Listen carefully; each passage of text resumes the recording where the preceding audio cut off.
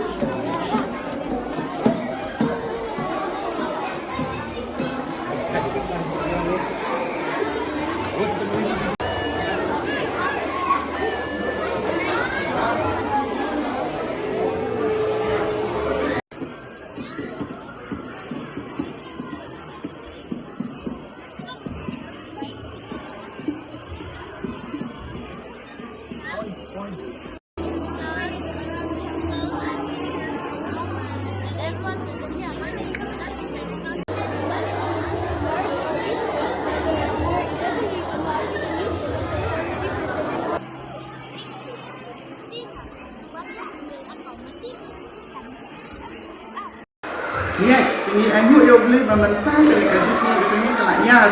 nak train dia tak mana korea ada banyak terus berbeza dengan train. Timbang kasi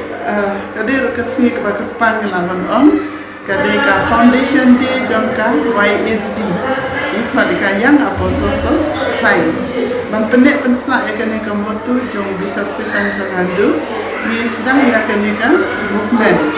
Osnam Arjan dan mentah Osnam dalam arpesan senam inilah dapat ia kenika jubili kejangi benai September kenika province berkum curu national level benai Oktober Little Flower School nak sedang baru tidak benai sepa dan yang mentah kesmi gina memang katakan laying foundation stone nak kebentar building keba mai nomor balai kami building kebaring larin atau gedung kami ke classroom nomor kelarit kita nak kelanang pun pada itu keluar lakukan bersedang nyaka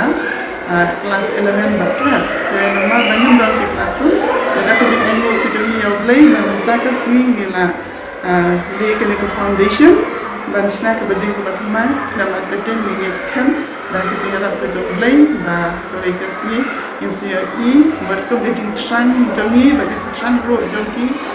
beri connection lagi berokoi bagi kuat urban I yang katakan in school batmai dan kementar ke kundi jangi kalau minaklah manai syushui kita kerja cekli ke batmai yang na kementar kenika lagi berokoi kumbal Bishop Fernando dan kerja yang kami kusam lagi dan ang kiciti kebau ko semi kisisa dapat mention yaga marki kuburu jangan marki dan yang isisya nombor kejindon terkini ke school na dosna grup R hidup mentah karena kejinti jangan ke school itu kuat mention badan sistem itu yang kami kerjakan segera mengklau bagi kerjakan jadi baru